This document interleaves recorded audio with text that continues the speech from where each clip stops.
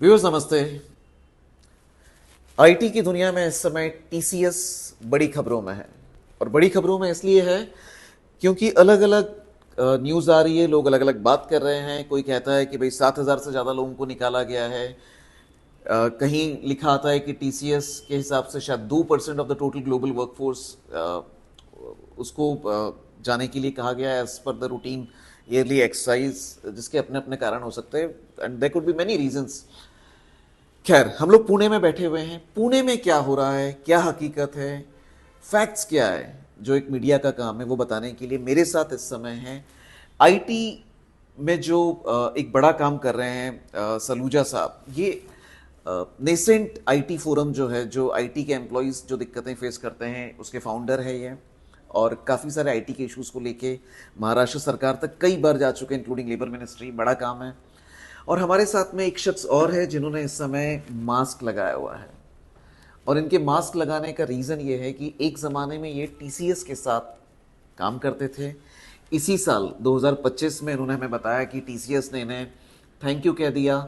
10 साल की सर्विस के बाद अचानक से इन्हें जब थैंक यू कहा गया, तो इस मीटिंग के पहले जो ये बता रहे थे भाई साहब, कोई रूल रेगुलेशन का कहना फॉलो नहीं हुआ। Over to you.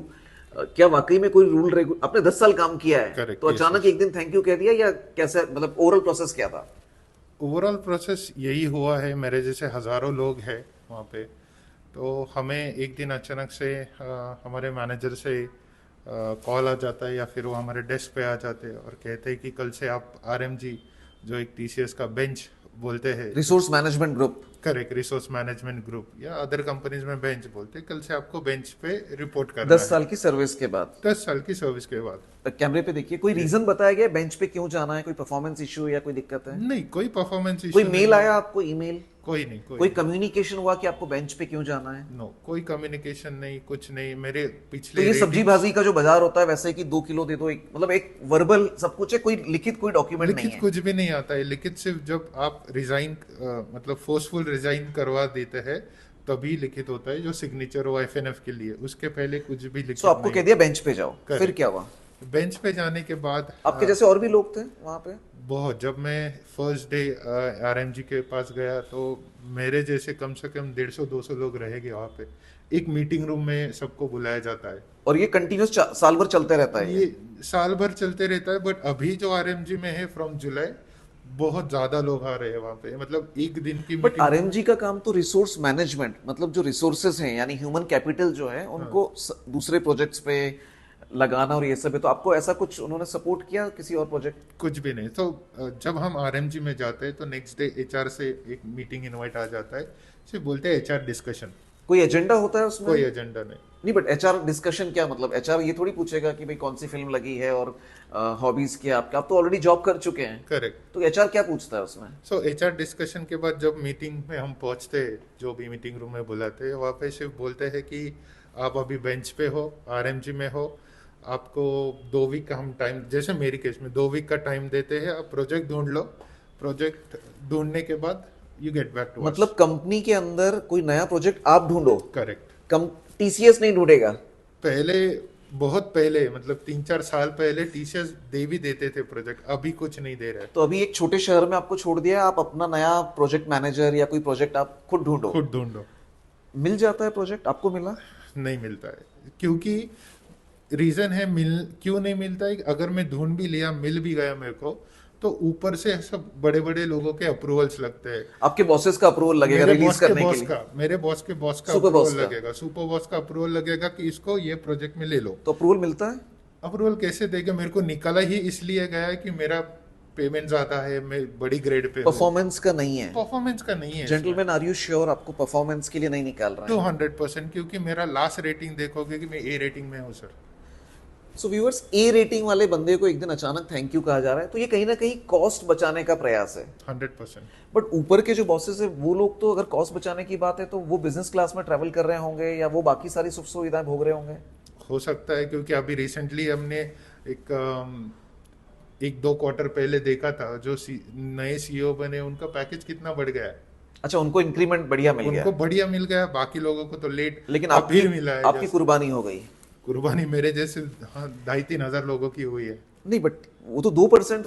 पुणे में कितने 20-25 हजार लोग होंगे टीसीएस में हाँ, अंदाजन। अंदाजन 25-30,000 तो के वो तो बीच में। 2% कह रहे हैं, तो पुणे के कितने लोगों को रिसेंटली, कितने लोगों को थैंक यू कहा गया है? देखो, मैं जब 2-3 बार जब आरएनजी में विजिट किया, वहाँ पे 100 लोग से ज़्यादा थे। जो रिसेंटली मैं जब मेरा लास्ट डे हुआ तब तक जो कम्युनिकेशन चल रहा था, अभी भी कोई बहुत सारे लोग हैं जो निकल रहे हैं। अंदाजन उस कितने हिसाब आपके से इंडस्ट्री में क्या चल रहा है, कितने? 2,500-3,000 के बीच में लोग हैं। So which means it is much more than 2% जो कहा जा रहा है। सो मीडिया में या मार्केट में एक बहुत प्यारी सी कहानी दिखाई जा रही है कि ओनली 2% है, नॉट मच, बट हकीकत कुछ अलग है। हकीकत अलग है। हकीकत अगर जाननी है तो आप टीसीएस में आओ, एम्प्लॉयज के साथ बैठो। हकीकत में किसी को कुछ बोलने का मौका ही नहीं दिया जाता है। आपको सिर्फ जाना है। एचआर से भी कोई सपोर्ट नहीं मिलता है इस सिचुएशन में? एचआर इस सिचुएशन में है ही नहीं। सिर्फ जो भी एचआर है वो आरएमजी वाले हैं और वही निकालने के तगार पे लगे हैं। तो एचआर क्या करता है? सिर्फ लेटर प्रिंट करने वाला काम है? एचआर वो भी नहीं करता है। प्रिंटर से लेटर आ जाता है, अपने को साइन करना है, निकल जाना है। और मान लीजिए कि कोई बंदा रिजाइन नहीं करता है बेंच पे जाने के बाद, जब उसको ये सो कॉल्ड एचआर डिस्कशन है उसके बाद, सो उस केस में क्या होता है? आप मुझे बताओ सर, आप अगर आईटी का जो चेन है सारी बिजनेसेस में, अगर मैं टीसीएस से निकलता हूँ, मैं जाऊँगा विप्रो में, जाऊँगा इन्फोसिस में, जाऊँगा टेक महिंद्रा, जो भी या कोई और कोई भी कंपनीज हो, मुझे कोई कंपनी का नाम नहीं लेना है, बट ये सब लिंक है नेस्कॉम से। हाँ, ठीक है। अगर मुझे टीसीएस से लेटर ही नहीं मिलेगा 10-12 साल के सर्विसेज का, तो मैं कोई भी कंपनी में जा नहीं सकता हूँ। दूसरी चीज, अगर यानी आपके ऊपर एक प्रेशर है कि मुझे वो टर्मिनेशन का लेटर मिला तो मेरे करियर की प्रॉब्लम हो जाएगा, करियर में दिक्कत आ जाएगी, तो मैं रिजाइन, मतलब एक मजबूरी में रिजाइन करना पड़ता है। बहुत लोग, सब लोग ऐसे ही करते हैं। व्यूअर्स, मजबूरी में अगर कोई काम होता है तो उसे नॉर्मल कानूनी लैंग्वेज में उसे बहुत अलग तरीके से देखा जाता है, लेकिन ये चीज़ें कहीं भी पब्लिक के सामने नहीं आ रही हैं। और मैं केवल ये अपनी बात बता रहे हैं, केवल टीसीएस की बात नहीं है, ओवरऑल आईटी सेक्टर में ऐसा हो रहा है। करेक्ट। सलूजा साहब को अगर आप 1 मिनट के लिए दें। सलूजा साहब, आप एक अरसे से आप आईटी के जो लोग हैं उनकी दिक्कतों को आप मिनिस्ट्री में लेके जाते हैं। कई कोर्ट केसेस में हमने देखा है कि आप हाई कोर्ट तक जाते हैं, आप खुद वकील भी है, एक ज़माने में आईटी कंपनी में जॉब किया करते थे। राइट। इतना सब कुछ हो रहा है, क्या कर रही है आपकी यूनियन, क्या फैक्ट्स हैं? देखिए, जब जुलाई में ईमेल प्राप्त हुआ है टीसीएस के एम्प्लॉयज़ को, तो ये अक्रॉस इंडिया प्राप्त हुआ, और वो भी कंपनी की आप एक अनएथिकल प्रैक्टिस देखेंगे तो ये लोग ऑफिस में नहीं थे। संडे के इवनिंग को इनको अचानक से एक ब्रॉडकास्ट ईमेल आया कि एआई का उसमें बहाना दिया गया, रीस्ट्रक्चरिंग का बहाना दिया गया, हम फ्यूचर रेडी होना चाहते हैं, ये वर्ड यूज़ किया गया, और कहा गया कि हम लोग ओवरऑल ग्लोबली 2% वर्कफोर्स को रिड्यूस कर रहे हैं। वो करीबन 12,000 एम्प्लॉयज़ का आंकड़ा उन्होंने बताया था। हमने उस ईमेल की जब हमें कॉपी मिली और जब एम्प्लॉयज़ में एक पैनिक की सिचुएशन आ गई, क्योंकि ये ऑफिशियली अनाउंस हुआ है संडे को, तो सब कोई अपने घरों पे थे और र्यूमर्स की तरह जैसे बात फैल गई एम्प्लॉयज़ के बीच में। इसका परफॉर्मेंस से कोई लिंक नहीं था? इसका परफॉर्मेंस से कोई लिंक नहीं है। और जब पैनिक की सिचुएशन में एम्प्लॉयज़ हमारे पास में आए तो हमने उन्हें यही सलाह दी कि आप रिज़ाइन मत कीजिए, क्योंकि रिज़ाइन कर देना एक बात ये होती कि हमने अपने राइट्स गिव अप कर दिए। उसके बाद में हमने यूनियन जो लेबर मिनिस्ट्री है, सेंट्रल गवर्नमेंट को अप्रोच किया, क्योंकि ये सिर्फ जो प्रॉब्लम है ये महाराष्ट्र तक सीमित नहीं था, नेशनल है, ये नेशनल लेवल का एक इशू। सपोर्ट करते हैं गवर्नमेंट से, आपको सपोर्ट मिलता है? जी हाँ, देखिए, लेबर लॉज जो है वो हमारे कॉन्करेंट लिस्ट में है कॉन्स्टिट्यूशन के, तो स्टेट गवर्नमेंट और सेंट्रल गवर्नमेंट दोनों को अधिकार है लेबर लॉज बनाने का, इम्प्लीमेंट करने का, लेकिन फाइनल जो अप्रोप्रिएट अथॉरिटी आती है एज पर लॉ वो स्टेट गवर्नमेंट होती है। अब जब स्टेट गवर्नमेंट अप्रोप्रिएट अथॉरिटी है हमारे यहाँ पर, तो हम जब सेंट्रल गवर्नमेंट को अप्रोच करके बताते हैं कि ये नेशन वाइड इशू है, और उनको ये अप्राइज करना ज़रूरी है इसलिए क्योंकि हम पूना से बैठकर हर एक स्टेट के एम्प्लॉय को न्याय नहीं दिलवा पाएंगे। करेक्ट। उसके बाद में उन्होंने कॉग्निजेंस लिया हमारी कंप्लेंट के ऊपर, उन्होंने एक नोटिस भेजा। नाइट्स को इनवाइट किया गया था दिल्ली में मीटिंग के लिए, जहां हमने मीटिंग अटेंड की। आप खुद गए थे? हाँ, नाइट्स के रिप्रेजेंटेटिव थे वहां पर, उन्होंने मीटिंग अटेंड की। उसके बाद में उस मीटिंग में टीसीएस ने विलफुली नोटिस मिलने के बाद भी वो मीटिंग स्किप कर दी, अपीयर ही नहीं हुए अथॉरिटीज के सामने। ये है ताकत जो बड़े बड़े अमीर कंपनियां हैं उनकी। उसके बाद में जब अपीयर नहीं हुए और उन्होंने सिर्फ एक इनफॉर्मल सा एक ईमेल भेज दिया था कि हम जो लोगों को अभी ऑनबोर्डिंग का प्रोसेस है तो हम हायर भी कर लेंगे, और जो भी उनको ईमेल में कहना था वो उन्होंने सिर्फ एक पर पत्र हायर भेजा। कर लेंगे क्या मतलब? ये इनकी अब 10 साल थे लगभग, मान के चलें कि आपकी सैलरी में एग्जैक्ट सैलरी पे नहीं जाएंगे, बट 20 से 30-35 लाख के बीच में रही होगी। तो हायर कर लेंगे, 2-3 लाख 4 लाख वालों को, ट्रेनीज को हायर कर लेंगे। जी हाँ, कंपनी के अंदर एक मतलब ये आईटी सेक्टर का ही प्रोटोकॉल है, अब मैं इसको प्रोटोकॉल ही बोलूँगा, कि अपना प्रॉफिटेबिलिटी इंक्रीज करने के लिए या इन्वेस्टर्स को प्रॉफिट दिखाने के लिए एक जो मेल प्रैक्टिस है वो ये होती है कि अगर किसी एम्प्लॉय ने टीसीएस या दूसरी कोई आईटी कंपनी ज्वाइन की, तो फ्रेशर्स का आजकल सैलरी 3.5-4 लाख रुपए है। अगर उन्होंने, जैसे ये एम्प्लॉय हैं, अगर 8 या 10 साल 12 साल कंपनी में काम किया तो एक सर्टेन लेवल पर जाकर उनका package around 10 to 12 lakh rupees होता है प्रमोशंस या अप्रेजल मिलने के बाद।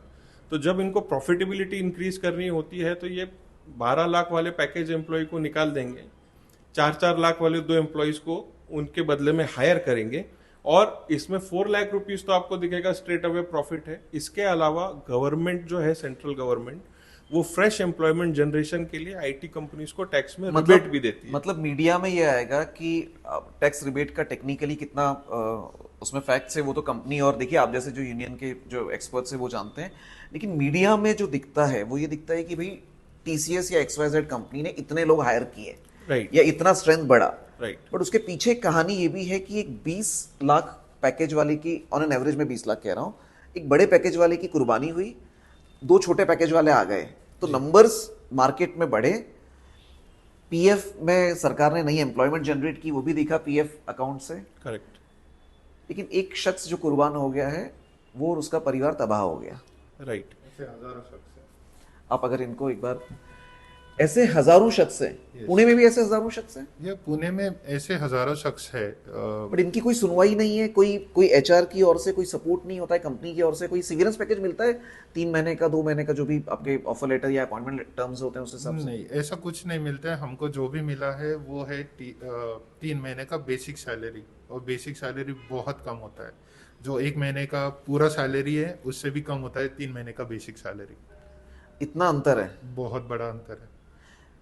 सो मुझे एक बात बताइए कि ये जो कुछ चल रहा है, क्या जो दिखाया जाता है वो एक बड़ा गुब्बारा है, एक बड़ा बैलून है, लेकिन हकीकत की दुनिया जो है वो बहुत ही वाहियात है, बहुत ही खराब है? यस, बहुत ही खराब है। एक दिन जैसे मैं आया, मैं रिक्वेस्ट करता हूँ मेरे जैसे बहुत लोग आ गए अगर सामने, तो ही ये फूट सकता है, क्योंकि हर एम्प्लॉय डरा हुआ है उनका आगे का फ्यूचर इस चीज को लेके। और इस कारण से वो चुपचाप रिजाइन करके अपना एक्सपीरियंस लेटर या सर्विस सर्टिफिकेट ले लेता है कि आगे दिक्कत नहीं हो, आगे कंपनी में दिक्कत ना सलूजा साहब मुझे आपसे पूछना है कि जी। कहीं ना कहीं ये एक तरह से ये क्रूरता नहीं है क्या, ये हैरेसमेंट नहीं है कि आप रिजाइन नहीं करोगे तो आपको सर्विस सर्टिफिकेट नहीं मिलेगा, आपकी 10-15 साल की जो भी सर्विस है?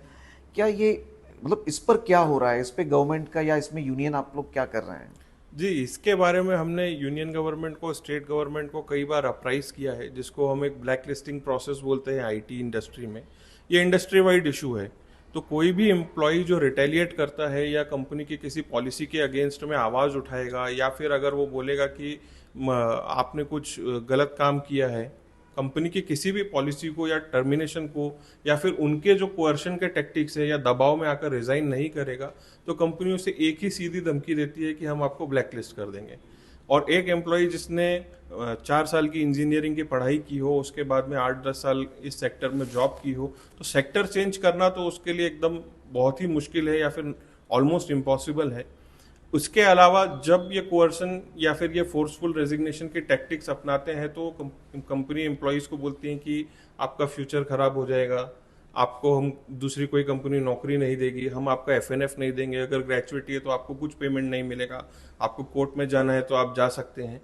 तो कहीं ना कहीं एम्प्लॉय जो होता है वो हमेशा एक रिसीविंग एंड पर है, वो कंपनी के ऊपर ही टिका हुआ है कि उसको फिर याद आता है कि अरे मेरे EMIs हैं, मेरे बच्चों के एजुकेशन है, मेरे पेरेंट हैं तो बुजुर्ग हैं, उनकी मेडिकल नीड्स हैं, उनका मेरे को ख्याल रखना है। उस दबाव में और उस मेंटल स्ट्रेस में हमेशा एम्प्लॉय डर के मारे रिजाइन नहीं, शहीद हो जाता है। शहीद हो जाते हैं। Viewers and representatives of IT industry, हमने आज एक एक्स एम्प्लॉय से बात की who was working with TCS, लेकिन फोकस यहाँ टीसीएस नहीं है, it can be any other IT company. Rather मैं कहूँगा टीसीएस या किसी और आईटी कंपनी को अपनी बात रखनी है तो वो न्यूज़ डॉट से संपर्क करें, हमारे पास आए, हमारे कॉन्टैक्ट डिटेल्स है हमारी वेबसाइट पे, हम आपकी भी बात लोगों तक रखेंगे। लेकिन एक जीता जागता उदाहरण है, एक यूनियन के रिप्रेजेंटेटिव है, एक एम्प्लॉई है, एक्स एम्प्लॉई, जिनके साथ जो हुआ वो उन्होंने बताया। इसमें 2-3 बहुत इंपॉर्टेंट मुद्दे, और अगर मैं कोई मिस करूं तो आप ज़रूर बताइएगा, कि सीवियरेंस पैकेज के समय 3 महीने की जो बेसिक सैलरी मिलती है वो 1 महीने की मतलब 1 महीने का जो टोटल सैलरी होता है सीटीसी उससे भी बहुत कम होती है। मतलब ये जो है ये बड़ा गुब्बारा दिखता है कि भाई हमने पेपर पे दिखता है लीगली सब काम किया, लेकिन हकीकत बहुत छोटी है। दूसरी चीज़, एचआर डिस्कशन के बहाने जो बेंच पे जो बुलाते हैं उसमें कोई डिस्कशन नहीं है, तो उसमें कहा जाता है कि आप अपना कोई प्रोजेक्ट देख लो, और कोई प्रोजेक्ट शायद 10% लोगों को मैक्सिमम मिले, बाकी लोगों के लिए एक तरह वो भी नहीं मिलता है कि भाई ये एक तरह से मैसेज है कि थैंक यू, लेकिन रिकॉर्ड पे कोई कुछ नहीं है।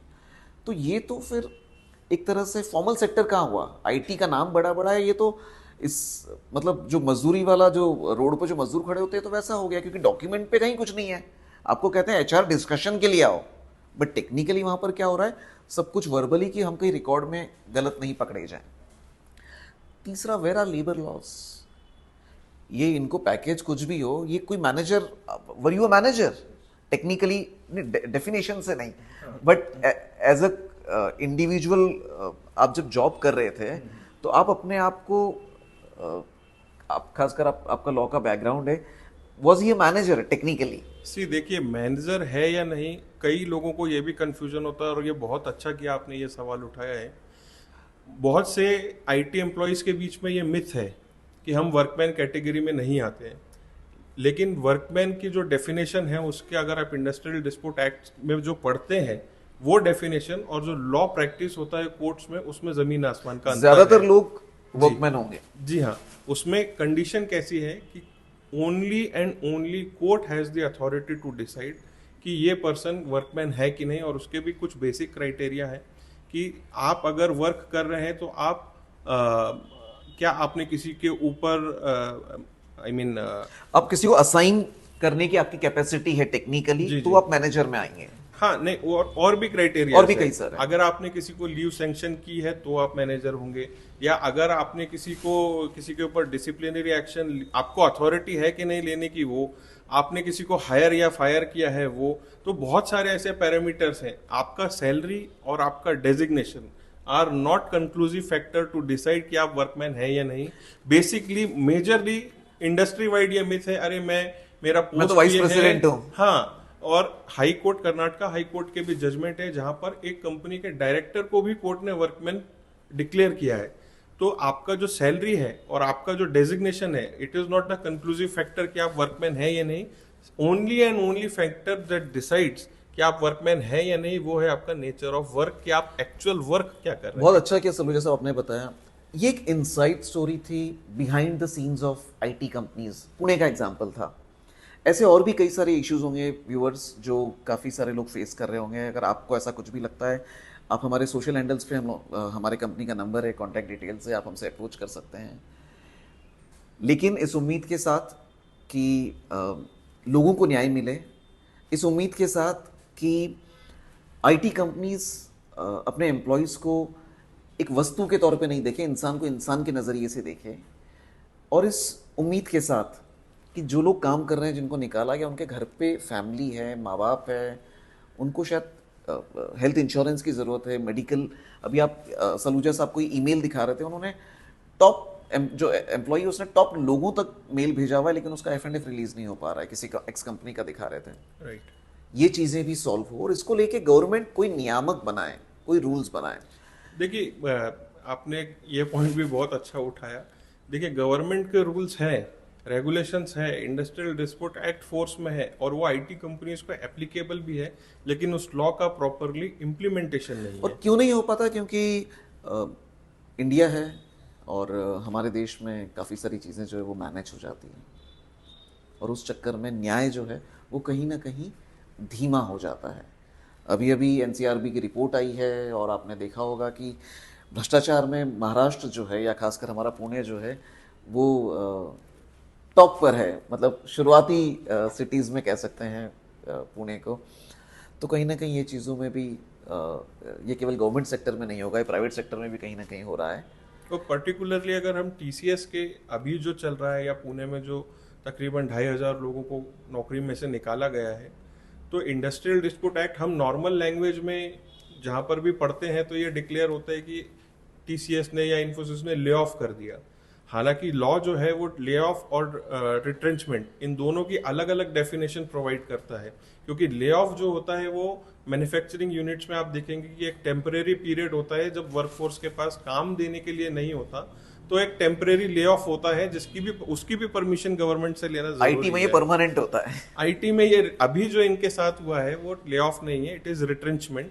और रिट्रेंचमेंट करने के लिए या इतने सारे लोगों को निकालने के लिए गवर्नमेंट से परमिशन लेना बंधनकारक है as per industrial dispute act. Section 2M जो है, और उसके साथ में कई बेनिफिट्स भी देने होते हैं। राइट, जो सेक्शन 2N है वो क्लियरली पूरा का पूरा प्रोसीजर बताता है कि अगर कंपनी को रिट्रेंचमेंट करना है एम्प्लॉइज का, कैसे करना है, तो कैसे करना है, कैसे उनको एप्लीकेशन करना है, और एप्लीकेशन होने के बाद गवर्नमेंट की जो अप्रोप्रिएट अथॉरिटी है वो दोनों पार्टीज को बुलाएगी। वो चेक करते हैं कि ये जो रीजंस कंपनी ने दिए हैं वो वैलिड है कि नहीं, एम्प्लॉय का पक्ष सुनेंगे, एम्प्लॉयर का पक्ष सुनेंगे, देन वो एक ऑर्डर या डिसीजन पास करते हैं कि रिट्रेंचमेंट हो सकता है या नहीं। इस केस में हमने जो महाराष्ट्र सरकार को अप्रोच किया वो इसीलिए किया, जब हमने केंद्र सरकार को अप्रोच किया था और टीसीएस उस मीटिंग में नहीं आया, तो फिर केंद्र सरकार ने राज्य सरकार के जो प्रिंसिपल सेक्रेटरी है उनके पास एक लेटर भेजा 18 अगस्त को कि आप इस मामले में हस्तक्षेप कीजिए और जो भी उचित कार्यवाही करनी है वो कीजिए और हकों की रक्षा कीजिए जो भी एम्प्लॉइज ये फेस कर रहे हैं। पर उसके ऊपर महाराष्ट्र सरकार की तरफ से कोई भी एक्शन नहीं लिया गया। और एक न्यूज़ ऑर्गेनाइजेशन के हिसाब से मैं ये भी कहूँगा समापन पर कि आने वाले समय में अगर किसी एम्प्लॉय को या किसी व्यक्ति को अपनी बात रखनी है तो वो डर के नहीं आए। आज देखिए डर है कहीं ना कहीं, इसीलिए मास्क पहना हुआ है, क्योंकि फेस अगर कहीं आएगा तो फिर कहीं कभी कोई एक्शन हो सकती है, नई कंपनी में कुछ हो सकता है, इनका रेफरेंस चेक नेगेटिव हो जाए, तो ये समा भी बदले। Thank you for speaking to News Dots. Thank you so much.